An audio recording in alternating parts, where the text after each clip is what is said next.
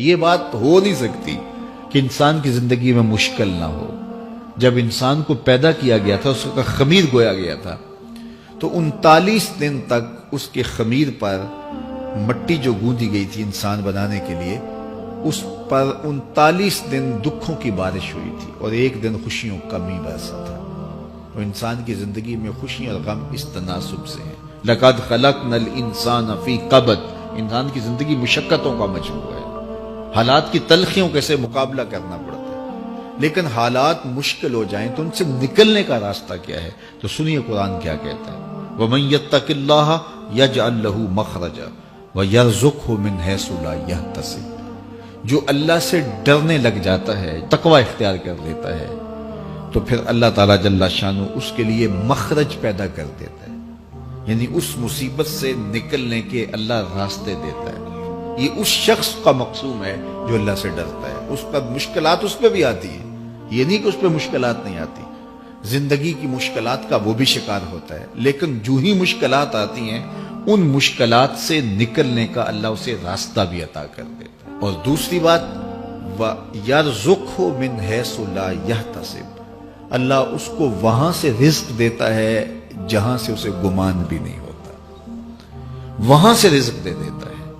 بندہ تو یہ کہتا نا مجھے یہاں سے ملے گا، یہاں سے، ایک بندے کی منصوبہ بندی ہے، لیکن جو اللہ سے ڈرنے والا ہوگا اللہ اس کو وہاں سے رزق دے گا جہاں اسے گمان بھی نہیں ہوگا، خیال بھی نہیں ہوگا کہ یہ راستہ بھی حصول رزق کا ہو سکتا ہے۔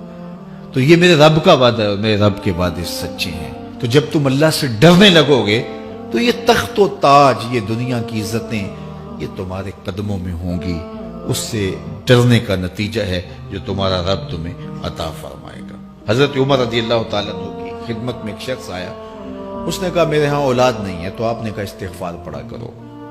ایک دوسرا شخص آیا کہ صاحب بارشیں نہیں ہوتی، فرمایا استغفار پڑھا کرو۔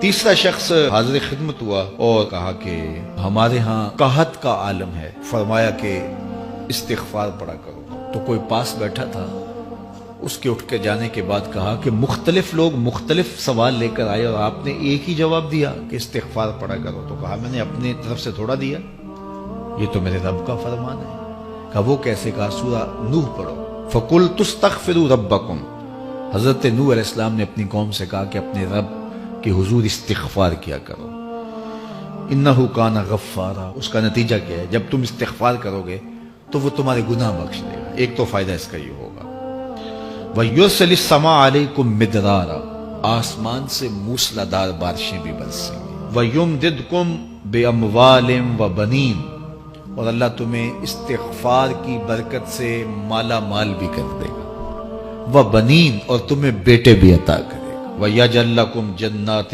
وَيَجْعَل لَّكُمْ أَنْهَارًا، تمہیں باغ بھی عطا کرے گا اور تمہیں چلتی ہوئی نہریں بھی عطا فرمائے گا۔ آج میں سمجھتا ہوں کہ پاکستانی قوم کو اجتماعی استغفار کی ضرورت ہے۔ آپ کے دریاؤں کا پانی سوکھ گیا، استغفار کریں گے اللہ تعالیٰ ان کو پانیوں سے مالا مال کر دے گا، بارشیں ہوں گی، قحط سالیاں دور ہوں گی، بے اولادوں کو استغفار سے اولاد نصیب ہوگی، اور معیشت کی بہتری جو ہے وہ استغفار کے ذریعے سے ہوتی ہے۔ تو یہ 5 چیزیں بیان فرمائیں، تو استغفار سے خوشحال زندگی کا تصور